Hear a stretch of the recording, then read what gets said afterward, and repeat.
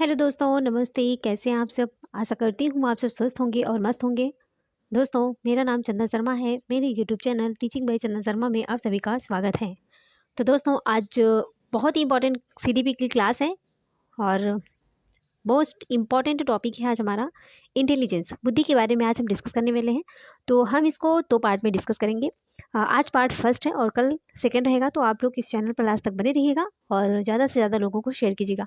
ये लेवल पहली 1 to 5 और 6 to 8 दोनों के लिए बहुत इंपॉर्टेंट क्लास है।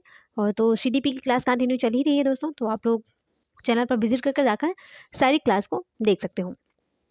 तो आप लोग इसको इस सेशन को आप लोग लाइक कर दीजिए। लाइक करने के साथ साथ इसको शेयर भी कर दीजिए। ठीक है, लाइक शेयर कर दीजिए जिससे हम कंटिन्यू क्लास करते हैं। और इस सेशन को आप लोग बिना स्किप किए हुए लास्ट तक देखिएगा। क्वेश्चन बहुत इंपॉर्टेंट है। क्वेश्चन का लेवल आप लोग देख सकते हो ना कि किस मॉडल हम क्वेश्चन लेकर आ रहे हैं। तो इंपॉर्टेंट क्लास है और एग्जाम के बाद आप लोग खुद ही बताओगे कि यहाँ से क्वेश्चन 100% फंसे थे। ठीक है, चलो तो चलते हैं हम अपने क्वेश्चन की तरफ। यहाँ पर देख सकते हो स्क्रीन पर हमारा पहला क्वेश्चन है। मेरा पहला क्वेश्चन है, Harvard Gardner's concept of intelligence implicates that. Harvard Gardner की दी गई बुद्धि की अवधारणा का नियतार्थ है कि ऑप्शन पहला है इंटेलिजेंस हैज ओनली वन डोमेंशन, बुद्धि का केवल एक ही आयाम होता है। केवल, ये ऑप्शन तो गलत है। सेकंड कहता है intelligence is only about practical learning, बुद्धि केवल प्रयोगात्मक अधिगम से संबंधित है। ये भी ऑप्शन गलत है। तीसरा ऑप्शन कहते हैं everyone process and understand the word in the same way, सभी लोग दुनिया को समान रूप से समझते और संसाधित करते हैं। सभी लोग दुनिया को समान ही रूप से समझते हैं, ऐसा नहीं है। सब लोग दुनिया को अलग अलग तरह से समझते हैं। तो ये ऑप्शन भी गलत है। तीसरा कहता है human beings differ in their abilities in different domains, अलग अलग आयामों में लोगों की अलग अलग योग्यताएं होती हैं। ये क्वेश्चन राइट आंसर है। ये ऑप्शन राइट है ना, क्योंकि अलग अलग आयाम होते हैं और अलग अलग लोग जो है अपनी ही योग्यता के अनुसार अलग अलग सोचते हैं। क्योंकि इंटेलिजेंस चैप्टर है ना। तो इस चैप्टर में दोस्तों यही बात किया गया कि सबकी बुद्धि तो एक जैसी होती नहीं। कोई मंद बुद्धि का है, कोई औसत का है, कोई तीव्र बुद्धि का है ना। तो यहाँ पर राइट आंसर हो जाएगा चौथा। चलो आगे देखते हैं। नेक्स्ट क्वेश्चन है, feedback to the student in a classroom in most effective when. छात्रों के लिए कक्षा में प्रतिक्रिया सबसे प्रभावी होती है जब। ऑप्शन पहला कहता है it assign comparative ranks to the student. Second कहता है it occurs during as well as after the learning activity. तीसरा कहता है it focuses on what the child can not do rather than what they can do. चौथा है it centres around test and exams at the end of the year. यहाँ पर हिंदी में देख लेते हैं। क्वेश्चन क्या कहता था कि छात्रों के लिए कक्षा में प्रतिक्रिया सबसे अधिक प्रभावी होती है जब। कब प्रभावी होती है? जब छात्रों को तुलनात्मक श्रेणी प्रदान करता है। भाई बच्चों के बीच में तुलना करेंगे तब वहाँ पर सबसे प्रभावी तरीका कैसे होगा? कक्षा सबसे प्रभावी थोड़ी ना होगा अगर बच्चों के बीच में तुलना करेंगे कि तुम ऐसे हो, वो ऐसे है, तुम मंद बुद्धि के हो, ये तीव्र बुद्धि के, है ना। तो ये ऑप्शन तो गलत है। सेकंड कहता है कि यह सीखने की गतिविधि के दौरान और पश्चात भी होता है। आगे देखते हैं। यह इस बात पर ध्यान केंद्रित करता है कि बच्चा क्या नहीं कर सकता, बजाय इसके कि वह क्या कर सकता है। ये भी ऑप्शन गलत है। चौथा कहता है कि वर्ष के अंत में परीक्षण और परीक्षा पर केंद्रित है। ये भी ऑप्शन गलत है। क्वेश्चन कहा था feedback to the student in a classroom is more effective when. छात्रों के लिए कक्षा में प्रतिक्रिया सबसे अधिक प्रभावी होती है जब यह सीखने की गतिविधि के दौरान और पश्चात भी होता है। तो यहाँ पर second option is the right answer. क्या हो जाएगा? Second option is the right answer. ठीक है, चलो आगे देखते हैं। नेक्स्ट क्वेश्चन है। नेक्स्ट क्वेश्चन कहता है कि Harvard gardener critiques the conventional thinking of intelligence as a fixed trait. Which of the following is not one among his 8 type of intelligent? Harvard gardener बुद्धिमत्ता के स्थिर लक्षण होने के पारंपरिक सोच की आलोचना करते हैं। निम्न में से कौन सी बुद्धि को उन्होंने 8 प्रकार की बुद्धिमत्ता में शामिल नहीं किया है? 8 प्रकार की बुद्धिमत्ता में कौन सी बुद्धि है जिसको शामिल नहीं किया है? ऑप्शन पहला कहता है नेरिस्टिक इंटेलिजेंस, प्राकृतिक बुद्धिमत्ता। सेकंड कहता है क्रिएटिव इंटेलिजेंस, सृजनात्मक बुद्धिमत्ता। तीसरा कहता है लिंग्विस्टिक इंटेलिजेंस, भाषाई बुद्धिमत्ता। चौथा कहता है म्यूजिकल इंटेलिजेंस, संगीतमय बुद्धिमत्ता। अब बताओ। ये बहुत इंपॉर्टेंट क्वेश्चन है, ये एग्जाम में आने के 100% चांस भी है और आया भी है, प्रीवियस ईयर क्वेश्चन है दोस्तों। बताओ, यहाँ पर राइट आंसर हो जाएंगे दूसरा, क्रिएटिव इंटेलिजेंस। दूसरा है ना, क्या हो जाएगा, क्रिएटिव इंटेलिजेंस। देखिए, अगर मैं बात करूंगी हार्वर्ड गार्डनर के बारे में, तो हार्वर्ड गार्डनर ने बहुबुद्धि सिद्धांत में बुद्धि के 8 प्रकार बताए थे। कितने? 8। पहला क्या है दोस्तों? भाषाई। पहला क्या है? भाषाई बुद्धि है। सेकंड है तार्किक बुद्धि, है ना, भाषाई बुद्धि, तार्किक बुद्धि, तार्किक गणित जिसमें लॉजिकल मैथमेटिकल इंटेलिजेंस होता है, ठीक है। और तीसरी अगर बुद्धि की बात करते हैं तो शरीर गतिक बुद्धि। क्या हो जाएगा? शरीर गतिक बुद्धि, जिसमें कि बॉडीली काइनेस्थेटिक इंटेलिजेंस, जो मतलब कि मीन्स जैसे कि जो जिम्नास्टिक होते हैं ना, उस टाइप में। और चौथा जो है वो है संगीतमय बुद्धि, संगीतमय बुद्धि। पांचवा है स्थानिक बुद्धि, स्थानिक स्थानिक बुद्धि, स्पिरिचुअल इंटेलिजेंस। छठवें की बात करते हैं, 6 नंबर की है इंट्रापर्सनल इंटेलिजेंस, व्यक्तिक आत्मबुद्धि। इंट्रापर्सनल, ठीक है, इंट्रापर्सनल है। 7वां है इंटरपर्सनल। इंटरपर्सनल मतलब व्यक्तिक, इंटर दूसरों, इंट्रा मतलब स्वयं के, और इंट्रा तो जो व्यक्तिक आत्मबुद्धि है दोस्तों, जिसको इंट्रापर्सनल बोलेंगे। तो इंट्रापर्सनल जो होते हैं, इंट्रा मतलब होता है स्वयं के बारे में, और व्यक्तिक अन्य बुद्धि का मतलब होता है दूसरों के बारे में, है ना। और चौथा होता है प्राकृतिक बुद्धि। क्या होता है? प्राकृतिक बुद्धि, नेचुरल इंटेलिजेंस। तो 8 प्रकार की बुद्धि के बारे में हमने आपको डिस्कस करवा दिया है, आप लोग इसको नोट डाउन कर लीजिएगा। चलो आगे देखते हैं, नेक्स्ट क्वेश्चन है, in Harvard Gardner's theory of intelligence the ability to manipulate both the body and object is referred to as. Harvard Gardner के बुद्धि के सिद्धांत में शरीर और वस्तुओं दोनों को कुशलतापूर्वक उपयोग करने की क्षमता को कौन सी बुद्धि कहा जाता है? लॉजिको मैथमेटिकल इंटेलिजेंस, तर्क गणितीय बुद्धिमत्ता, बॉडीली काइनेस्थेटिक इंटेलिजेंस, शरीर गति की संवेदनात्मक बुद्धि। तीसरा है इंटरपर्सनल इंटेलिजेंस, अंतर व्यक्तिक बुद्धि, या फिर लिंग्विस्टिक इंटेलिजेंस, भाषाई बुद्धि। अब बताओ कि हार्वर्ड गार्डनर ने के बुद्धि के सिद्धांत में शरीर और वस्तुओं दोनों को कुशलतापूर्वक उपयोग करने की क्षमता में कौन सी बुद्धि कहा गया है? बताइए, इंपॉर्टेंट क्वेश्चन है। देखिए, यहाँ पर राइट आंसर हो जाएगा दोस्तों, क्या पूछा गया है? शरीर और वस्तुओं दोनों को कुशलतापूर्वक उपयोग करने की क्षमता। तो सिंपल सी बात है, इसमें हो जाएगा शारीरिक गति संवेदनात्मक बुद्धि, बॉडीली काइनेस्थेटिक इंटेलिजेंस। ऑप्शन दूसरा इज द राइट आंसर। क्या हो जाएगा? देखिए, अगर शारीरिक गति संवेदनात्मक बुद्धि के संबंध की अगर मैं बात करती हूँ, तो इसमें मस्तिष्क और शरीर के अंगों के साथ संतुलन से होता है। जैसे कि खिलाड़ी हो गया, है ना, सर्जन है, जिम्नास्टिक हो गया, एक्टर्स हो गए, ये सारी चीज़ें, इन सब में क्या होता है ना कि वो शरीर गतिक बुद्धि पाई जाती है। किसमें किसमें? तो सर्जन हो गए, जिम्नास्टिक हैं, एक्टर्स हैं, है ना, इन सब में। चलो नेक्स्ट क्वेश्चन देखता है कि according to Harvard Gardner a philosopher has dash type of intelligence and a sculptor has more dash type of intelligence. Option पहला है linguistic interpersonal, spiritual intrapersonal, intrapersonal spiritual, interpersonal, या फिर लिंग्विस्टिक। चलिए इसका हिंदी में देख लेते हैं। हार्वर्ड गार्डनर के अनुसार एक दर्शन शास्त्री के पास डैश प्रकार की बुद्धि और मूर्तिकार के पास डैश प्रकार की बुद्धि की मात्रा अधिक होती है। अब बताइए, दर्शन शास्त्री के पास कैसी बुद्धि होगी? भाषिक होगी, दिक्स्थान होगी, अंतः व्यक्ति होगा, या फिर अंतर व्यक्तिक होगी? बताओ। तो यहाँ पर हो जाएगा दोस्तों इंट्रापर्सनल, ऑप्शन तीसरा, ठीक है। दर्शन शास्त्री के पास तो इंट्रापर्सनल प्रकार की बुद्धि होगी और मूर्तिकार के पास में दिक्स्थान। क्या हो जाएगा? दिक्स्थान, स्पिरिचुअल, ठीक है, ठीक है। तो यहाँ पर ऑप्शन हो जाएगा तीसरा इज द राइट आंसर। क्या हो जाएगा? तीसरा option is the right answer. चलो जी आगे देखते हैं। नेक्स्ट क्वेश्चन है कि विजुअल स्पिरिचुअल इंटेलिजेंस इंक्लूड्स, दृश्य स्थानिक बुद्धि में क्या शामिल है? ऑप्शन पहला है the capacity to think in image and pictures, to visualize accurately and abstractly, छवियों और चित्रों में सोचने की क्षमता, सटीक और अमूर्त रूप से कल्पना करने की क्षमता। सेकंड है sensitivity to rhyme, pitch, metre, tone, melody, लय, ताल, मीटर, स्वर, माधुर्य के प्रति संवेदनशीलता, ये तो संगीत में बुद्धि में होता है।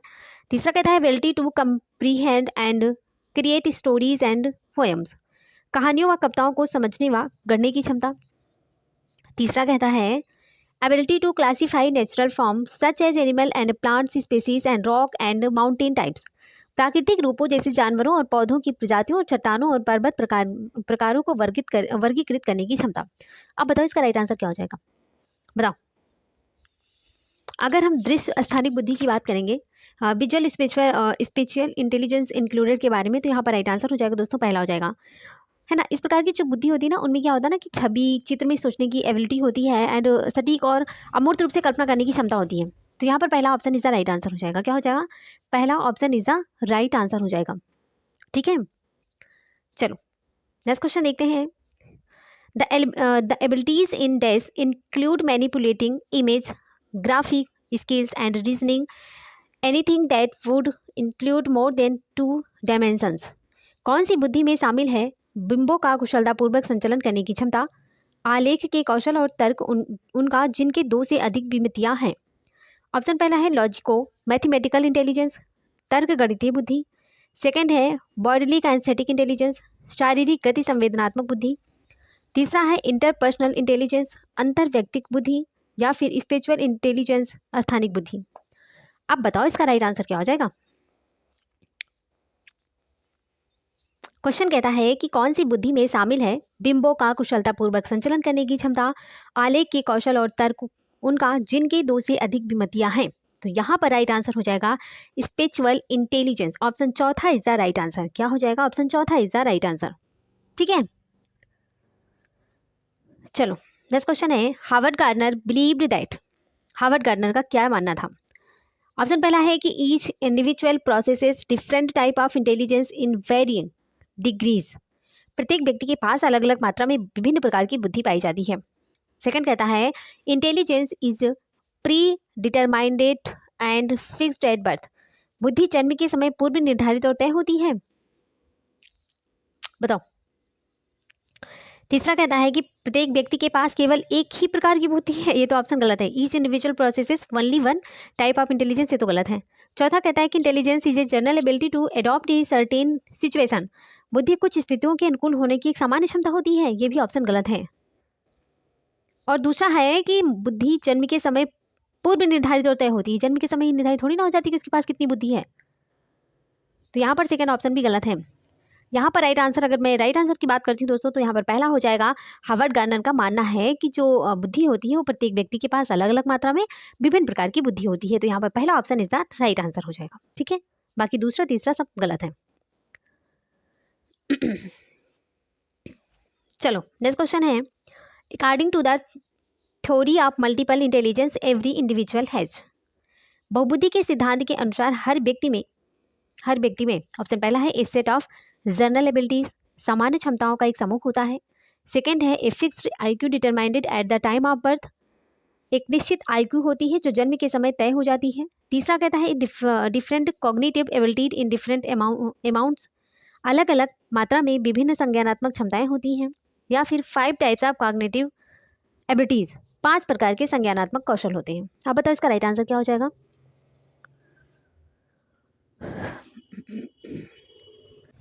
अगर मैं राइट आंसर की बात करती हूँ कि बहुबुद्धि के सिद्धांत के अनुसार हर व्यक्ति में क्या होता है ना, हर व्यक्ति में अलग अलग मात्रा में विभिन्न संज्ञानात्मक क्षमताएं होती हैं। क्या होता है, अलग अलग व्यक्ति में अलग अलग मात्रा में विभिन्न संज्ञानात्मक क्षमताएं होती हैं। तो यहाँ पर हो जाएगा तीसरा option is the right answer. ठीक है, तीसरा 5 प्रकार के संज्ञानात्मक कौशल होते हैं, गलत है। एक निश्चित आईक्यू होती है जो जन्म के समय तय हो जाती है, गलत है। सामान्य क्षमताओं का एक समूह होता है, ये भी ऑप्शन गलत है। तो यहाँ पर राइट आंसर हो जाएगा अलग अलग मात्रा में विभिन्न संज्ञानात्मक क्षमताएं होती हैं, ऑप्शन तीसरा इज द राइट आंसर। चलो नेक्स्ट देखते हैं। नेक्स्ट क्वेश्चन है कि individual having high dash are typically good at reading, question है कि individual having high dash are typically good at reading, writing and telling stories, जिन व्यक्तियों में आमतौर पर पढ़ने लिखने और कहानियां सुनाने के अच्छे कौशल होते हैं उनमें डैश बुद्धि अधिक मात्रा में होती है। Logico mathematical intelligence, linguistic intelligence, interpersonal intelligence या फिर म्यूजिकल इंटेलिजेंस। तो यहाँ पर राइट आंसर हो जाएगा दोस्तों, ऑप्शन दूसरा हो जाएगा भाषाई बुद्धिमत्ता, लिंग्विस्टिक इंटेलिजेंस। लिंग्विस्टिक इंटेलिजेंस में क्या होता है ना कि इसमें क्या होता है ना कि भाषाई बुद्धि उनमें होती है जिनकी भाषा पर अच्छी पकड़ होती है, सही समय पर सही शब्दों का प्रयोग करते हैं, है ना। तो यहाँ पर ऑप्शन दूसरा इज द राइट आंसर हो जाएगा। ठीक है, क्या हो जाएगा, दूसरा option is the right answer हो जाएगा। चलो जी आगे देखते हैं। नेक्स्ट क्वेश्चन है measurement of intelligence by calculating intelligence quotient IQ through use of standardised test is problematic because. मानकीकृत परीक्षणों के उपयोग से बुद्धि लब्धि IQ की अवधारणा के द्वारा बुद्धिमत्ता का पता लगाने के बारे में एक प्रमुख चिंता यह है कि आर नॉट कल्चरली फेयर, वे सांस्कृतिक रूप से निष्पक्ष नहीं है। सेकंड है गिव ओनली क्वालिटेटिव एनालिसिस, वे केवल गुणात्मक विश्लेषण करते हैं। तीसरा है कि मेजर इंटेलिजेंस कंप्रेहेंसिवली, वे बुद्धि को व्यापक रूप से मापते हैं। चौथा है अकाउंट फॉर इंडिविजुअल डिफरेंसेस, वे व्यक्तिगत मतभेदों के लिए जिम्मेदार हैं। तो यहाँ पर राइट आंसर हो जाएगा दोस्तों, ऑप्शन पहला हो जाएगा, वे सांस्कृतिक रूप से निष्पक्ष नहीं है, है ना। मानकीकृत परीक्षण संस्कृति मुक्त होती है, क्या होती है, संस्कृति मुक्त होती है। तो यहाँ पर पहला option is the right answer हो जाएगा। चलो आगे देखते हैं। नेक्स्ट क्वेश्चन है Harvard gardener challenge the notion that, Harvard gardener ने कौन सी धारणा को चुनौती दी। ऑप्शन पहला है intelligence is predetermined and fixed, बुद्धि पूर्व निर्धारित और निश्चित होती है। सेकंड है intelligence is a broad concept that is not unitary, बुद्धि एक व्यापक अवधारणा है जो एकात्मक नहीं है। तीसरा कहता है there are multiple form of intelligence, बुद्धि कई प्रकार की होती है। चौथा है individuals possess different type of intelligence in varying degree, व्यक्तियों के पास अलग अलग मात्रा में विभिन्न प्रकार की बुद्धि होती है। अब बताओ इसका राइट आंसर क्या हो जाएगा।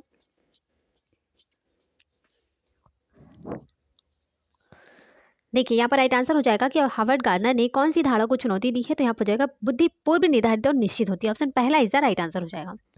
क्या हो जाएगा, पहला। नेक्स्ट क्वेश्चन देखते हैं individuals with these demonstrate excellent reasoning skills, abstract thought and the ability to infer based on patterns, dash वाले व्यक्ति उत्कृष्ट तर्क कौशल, अमूर्त विचार और पैटर्न के आधार पर अनुमान लगाने की क्षमता प्रदर्शित करते हैं। ऑप्शन पहला है लॉजिको मैथमेटिकल इंटेलिजेंस, तर्क गणितीय बुद्धि। सेकंड है बॉडली कांस्थेटिक इंटेलिजेंस, शारीरिक गति संवेदनात्मकता। तीसरा है इंटरपर्सनल इंटेलिजेंस, अंतर व्यक्तिक बुद्धि। चौथा है लिंग्विस्टिक इंटेलिजेंस, भाषाई बुद्धि। अब बताओ इसका राइट आंसर क्या हो जाएगा। यहाँ पर राइट आंसर हो जाएगा पहला, तर्क गणितीय बुद्धिमत्ता। ओके, देखिए तर्क गणितीय बुद्धिमत्ता में क्या होता है ना कि तर्क और कौशल, अमूर्त विचार, पैटर्न की क्षमताएं होती ऐसे व्यक्ति में, है ना। चलो नेक्स्ट क्वेश्चन है कि individuals who demonstrate dash are acutely aware of their feelings and can show on an application for themselves, कौन सी बुद्धि का प्रदर्शन करने वाले व्यक्ति अपनी भावनाओं के बारे में गहराई से जानते हैं और अपने गुणों को पहचानते हैं। ऑप्शन पहला है लॉजिको मैथमेटिकल इंटेलिजेंस, तर्क गणितीय बुद्धिमत्ता। दूसरा है बॉडी काइनेस्थेटिक इंटेलिजेंस, शारीरिक गति संवेदनात्मक बुद्धि। तीसरा है इंट्रापर्सनल इंटेलिजेंस, अंतः व्यक्तिक बुद्धि। या फिर लिंग्विस्टिक इंटरपर्सनल इंटेलिजेंस, भाषाई बुद्धि। अब बताओ इसका राइट आंसर क्या हो जाएगा।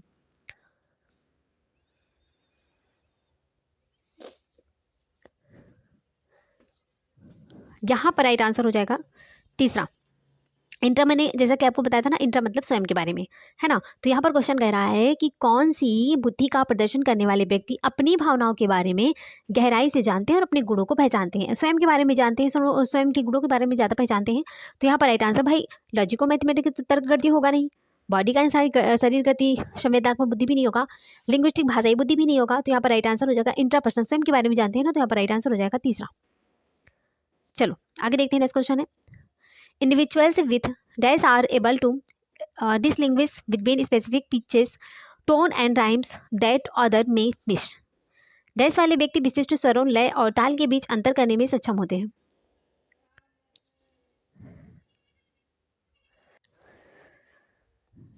जिन्हें पहचानने में अन्य चूक सकते हैं। अब बताइए तर्क गणितीय बुद्धि होगा, शारीरिक गति संवेदनात्मक बुद्धि होगा, अंतर व्यक्तिक बुद्धि होगा या फिर संगीतमय बुद्धि हो जाएगा। क्वेश्चन कहता है डैश वाले व्यक्ति विशिष्ट स्वरों, लय और ताल के बीच अंतर करने में सक्षम होते, जिसे पहचानने में अन्य चूक कर सकते हैं।